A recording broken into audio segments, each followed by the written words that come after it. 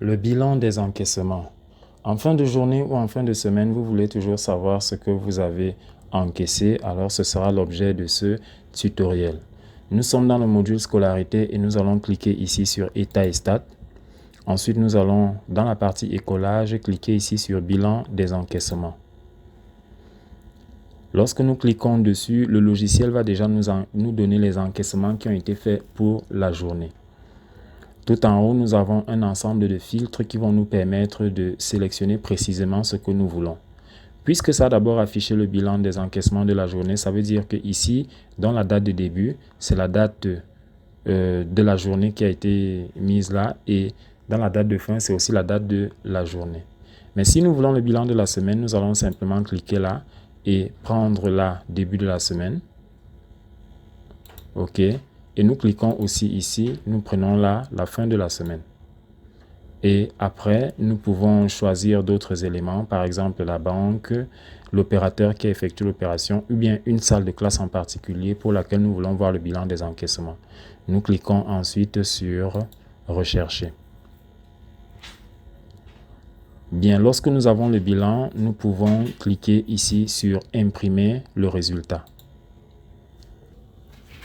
Ok, une fois que le bilan s'est affiché, vous l'avez là devant les yeux, vous pouvez l'imprimer. Nous allons le parcourir pour voir ce qu'il nous offre. Nous avons une première partie écolage. Dans cette partie, le premier tableau va nous donner les éléments de notre recherche, l'année scolaire. Là, nous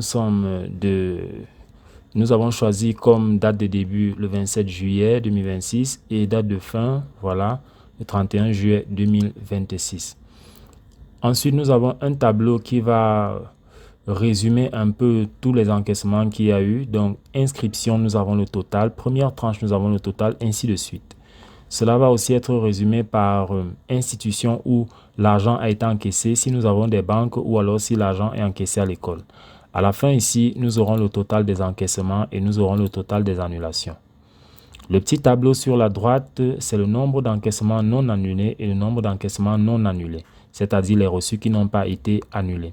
Ensuite, nous avons un reçu système. Le reçu système, ce sont les reçus qui nous indiquent qu'il y a eu changement de salle de classe.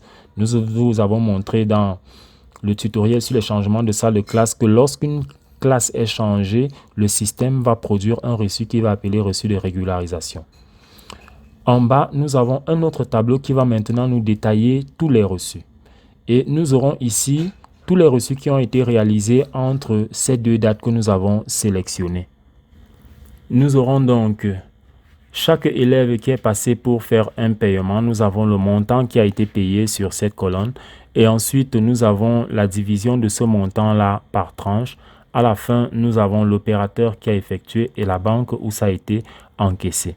Nous devrions avoir le même montant ici sur cette colonne, le total des montants qui doit correspondre à ce que nous avons plus haut dans le tableau et aussi tranche par tranche. Ensuite, nous avons un tableau sur les élèves supprimés. Nous avons la partie accessoires, voilà, où nous aurons aussi le même tableau qui nous rappelle nos éléments de recherche. Et ensuite, ici, un tableau global qui va nous dire pour chaque accessoire combien est-ce que nous avons encaissé au total. Et après ce tableau, nous avons aussi un autre qui va nous détailler chaque reçu d'accessoires. Toujours dans le bilan des encaissements, nous avons la possibilité ici, dans ce premier filtre, de dérouler là. Ce qui est déjà sélectionné, c'est écolage et accessoires. Nous pouvons sélectionner écolage seulement et nous pouvons aussi sélectionner bilan synthétique. Le bilan synthétique sera très intéressant. Nous cliquons sur recherche, ça nous donne toujours le même tableau là, mais il sera très intéressant au niveau de l'impression puisqu'il ne va plus nous afficher les reçus, en fait, le tableau des reçus, c'est-à-dire ce tableau et cet autre tableau ne seront plus affichés. Donc, ce sera un bilan qui va tenir sur une seule page puisque nous aurons simplement le résumé des écolages et le résumé des accessoires. Nous l'imprimons. Ok, nous voyons bien là notre bilan des encaissements synthétiques.